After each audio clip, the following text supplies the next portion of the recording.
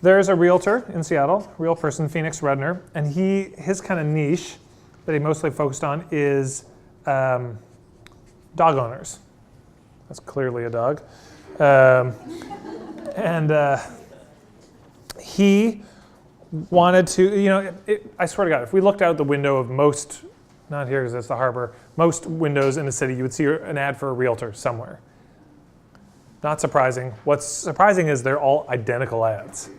There's nothing to, so he was like, how do I set myself apart? And one of his friends was like, you are crazy about your dog. Like your dog is a family member kind of thing. It's like, why not kind of pet owners? Because they have different needs when they move. If you've ever had a pet and you move, where do I put them when I'm in between places? And like, is it close to a ravine and a park? And like, do they spray pesticides on the grass? Like there's considerations you have that other people don't. So he was like, why don't you focus on that?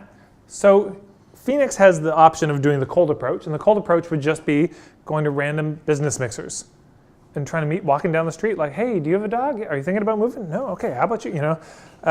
Takes a long time and kind of creepy.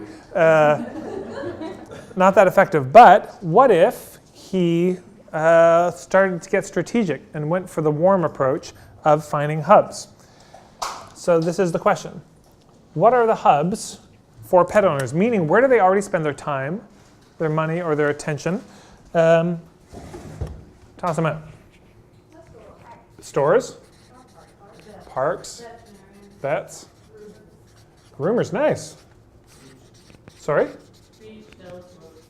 Feet? Beach, okay. Sorry, I'm from Alberta. That is not a term I understand very much. What else? Shows, very good. Dog daycares. Here in California, dog restaurants. Yeah, sure. Yeah, what else? Parks, got it. Training, yeah. There are trainers, and also specifically there are schools. Breeders, that is the weirdest job in the world to me. I don't know how they explain their life to their friend, dog breeders. Just like, in my mind, it looks like this. I'm just gonna leave you two alone for a while. Light these candles, put on some Barry White. I'll be back in 2 hours. That's. All right, breeders, what else? Dog walkers. Dog walkers, very good. Rescue. Sure, SPCA kind of thing. One of the workshops I led, somebody was like, pet cemetery. I was like, great for a realtor. Just like, hey, sorry to interrupt. No, sorry, keep going. Sorry to interrupt. Hey, I'm so sorry about your dog dying. That's like a huge bummer. And I know sometimes, when you're, no, keep going. I know sometimes when, you have a death in a house, it's like hard to stay there, when your pet dies, because the memories. Here's my card. It's like the worst. So that's not a good habit. What else, though? What else? There's more. Pet massage. Yes, awesome. Massage, spas. There's all sorts of holistic treatment. Believe it or not, there are pet therapists. Yes, animal therapists. Yes, where they talk about what a bitch their mother was. Yeah. Sorry, I wait. This is the sad part. I legitimately kind of wait all day to tell that joke. I'm sorry. No. Animal communicators, yeah, the dog whisperers. Here's a whole chunk we've missed. What about meetup groups? If you go to meetup.com and check out it'll be, I'm not just talking a meetup group for dog owners in Victoria. I'm not just talking a meetup group for a specific breed of dog owners in Victoria. I'm talking about meetup groups for a specific breed of dog in a specific neighborhood. You'd be amazed. There's meetup groups. There are going to be Facebook groups. There will be on Twitter. There'll be various hashtags, but there'll also be people who are outspoken. There's going to be radio stuff around dogs. There's TV. There will be newsletters you can be on to find out all sorts of stuff about people's dogs. There's dog magazines. Dog magazines. Yes, thank you. Totally, they're dog magazines. Yeah, blogs about it. Etc. Okay, that's enough for now. That's a lot of hubs. So here's the warm approach. The warm approach is where Phoenix would start to map out who's who and build relationships, get to know these people.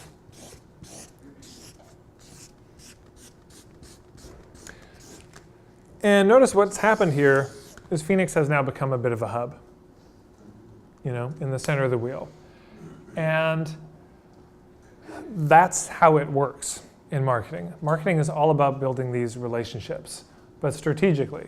Asking yourself, who's already connected to the kind of people my ideal clients, the people who are a perfect fit for me? Who's already connected to them? Where do they already go? What events could I find them at? Building relationships with those people, being in those places. Not just writing articles on your website, but putting them in magazines or blogs of other people who are already reaching those people. And there are 3 strategies I want to toss out. And we can explore them more this afternoon, but 3 strategies around hubs that I want to toss out. Number 1 strategy, create a hubs database. This is huge. Create a hubs database, literally a spreadsheet for your hubs. My brother, who just had the little baby, is a stand-up comedian, actor, but did stand-up professionally for a long time. And the difference between a professional stand-up comic and an amateur is a professional, when they're really building their career, they write down every idea they have. Every funny thing that comes to their mind gets written down. A little notebook on their iPhone, they capture it. The difference between a hobby business and, to me, one that is serious is one that's serious keeps track of the hubs, because this is your business. If you don't know how to use a spreadsheet, there's a teenager in your life somewhere who does. They will teach you. It could literally just be a Word document. It could be a page, wherever it is, capture it. Eventually, I'd say have a spreadsheet so you can organize it in the way that makes sense for you. But start to figure this out. And we'll talk about where you find hubs in just a bit. So that's the first thing. Second thing, once a week, weekly coffee dates with hubs. If it's virtual over the computer, have a weekly Skype date with a hub. That means in a year, you've had 50 connections with hubs. A lot of them will not be a fit, that's what you'll discover, but some of them will be a perfect fit. And that could benefit you both beautifully financially. The third idea is hosting a gathering where you bring a bunch of hubs together. So Phoenix could say, hey, as a realtor, people are always asking my opinion on trainers and shops to go to and all that. And I imagine you're in the same position. If you're a trainer, you still need to refer out for walkers and breeders and all this. And it just made sense that we should all meet each other and invites everyone together. Yeah, kind of hosts that. Brings people together where he is the host of that event. They will not all remember each other, but they will all remember him. And it could be as simple as we just mingle. I'm going to cater it, spend a couple $100. We mingle, then we could do a go-around circle, 25 of us, 2 minutes each. Everyone just saying, here's where I'm at, here's what I need, here's what's coming up next for me. They get to know each other. Throwing events like that is actually a surprising amount of how I've built my business. By bringing hubs together, and then you become a hub of those hubs. Hubbub, right? A hublicist. So database, weekly meetings with hubs. Consider throwing a gathering. If it's virtual, you could do a Google Hangout. You could do something online where you bring people together. Could be like a telesummit with that. You could do sort of a telesummit. It's a little bit different because the point of this is just literally to connect with the hubs, introduce them all to each other. You all meet each other.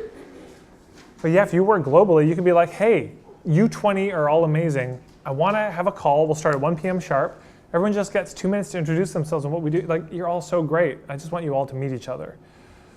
Imagine if I went to you and I said, hey, those ideal clients you want, I know 20 people who are all super connected to those people. And I'm having a potluck at my place with them. Do you want to come? Is anyone going to say no to that? They're not going to come for you. They're coming for the networking.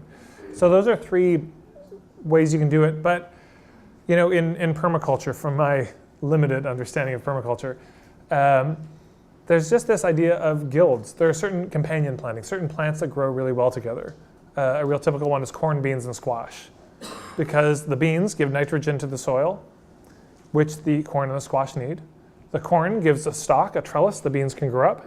And the squash gives the big leaves, which give shade in the beginning, which the other two plants need. I don't know if the corn gives anything to the squash, selfish corn.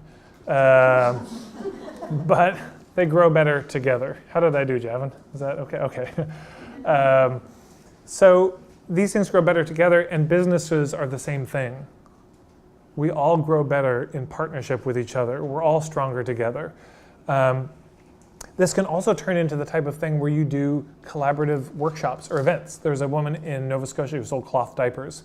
And we're talking a lot about workshops. She's like, I can't do a workshop for cloth diapers because you either have them and use them and love them, or you think they're disgusting.